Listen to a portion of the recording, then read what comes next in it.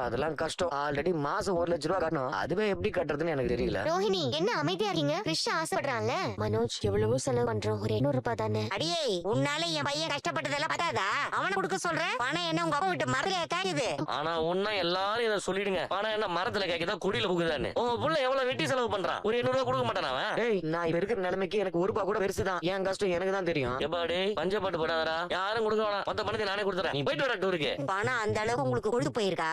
ஏங்க பாத்தீங்களா, எங்க இருந்தோ வந்த இவனுக்கு எது கேட்டாலும் பண்ணி கொடுக்குறாங்க. இவன் பாடி இவன் இங்க கொண்டு வந்து விட்டதோட சரி, எங்க போய் தொலைஞ்சதுன்னு தெரியல. எனக்கு என்னமோ இவனால இந்த வீட்டுல பெரிய பிரச்சனையே வெடிக்க போதோன்னு தோணுது. அவன் என்ன சிவாஜி பிரசம்மா வெடிக்கிறதுக்கு? ஒருத்தவங்க பிடிக்கிறேன்னா ஏதாவது கடிச்சு கூட்டிட்டே இருப்பீங்களா? டேய், இன்னைக்கு டூர் போறதுக்கு காசு கேக்குறான். இதே மாதிரி ஒவ்வொன்னுத்துக்கா கேட்க ஆரம்பிச்சான்னா அப்புறம் நீங்க சம்பாதிக்கிறதெல்லாம் இவனுக்கே செலவு பண்ண வேண்டியிருக்கும். ஒழுங்கா இவனை எங்கேயா கொண்டு போய் விட்டுட்டு வந்துருங்க. அதனால அவன் எங்கேயும் கொண்டு போய் விட முடியாதுமா. அவன் எங்கேயும் போக மாட்டான், இங்கதான் இருப்பான். அத கிருஷ் இந்த வீட்டு பையன், அவன் எப்படியோ போகட்டும்லாம் விட முடியாது. அவன் கடைசி வரைக்கும் இங்கதான் இருக்கணும்னு நான் ஆசைப்படுறேன்.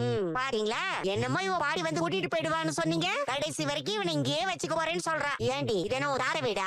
ஏன் வீடு? ஒழுங்கா இவனை இங்க இருந்து அனுப்புற வழியை பாரு. திரும்ப திரும்ப நான் இதை சொல்லிட்டு இருக்க மாட்டேன். நீங்களா அவனை கொண்டு போய் எங்கேயாவது விடல, அப்புறம் நான் அந்த வேலையை பார்க்க வேண்டியிருக்கும். ஞாபகம் வச்சுக்கோ. எப்ப பார்த்தாலும் இதுக்காவது இவனுக்கு ரெண்டா அழுதுகிட்டே இருக்கீங்க. ஏய், நீங்க என்னமோ பண்ணிட்டு போங்க. ஆனா இந்த வீட்டுல காசுன்னு மட்டும் என்கிட்ட கேட்டு யாரும் வந்துடாதீங்க. நானே பிச்சை எடுக்கிறத குறையா இருக்கேன். அப்படியா? ஏன் கையில தட்ட காணோம்? உங்ககிட்ட எவனாவது பேசுவானா? முத்து, அவங்க தரலன்னா பரவாயில்ல, நாங்க எங்க ஷேரை கொடுத்துடுறோம். பரவாயில்ல பழக்கம் இல்லையா? 2000 தானே நான் கொடுறேன். சரி, ஓகே. அங்கிள், நான் டூருக்கு போறேன்ல. ஏய், கண்டிப்பா நீ போறடா. நான் அனுப்பி வைக்கிறேன், சரியா?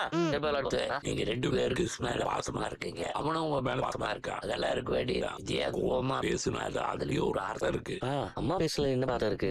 ஏய், அவன் ஊர் போறதுக்கு பணம் எல்லாம் கொடுக்காத, எல்லாம் வேண்டாங்க. ரிஷி அவங்க பாட்டி ஏன் நம்ம வீட்டுல விட்டு போனாங்க. ஏன் இவ்வளவு நாளா வராம இருக்காங்க? அவங்க திரும்பி வருவாங்களா இல்லையான்னு கூட தெரியல. ஏன்பா கிருஷ்ணன் இருக்க வேணாம் நினைக்கிறியா? ஏய், அவனை திருப்பி அனுப்புங்கன்னு நான் சொல்ல. அவன் நம்மளோட தான் வாழ்றான். ஆனா அவங்க பாட்டிக்கிட்டு பேசி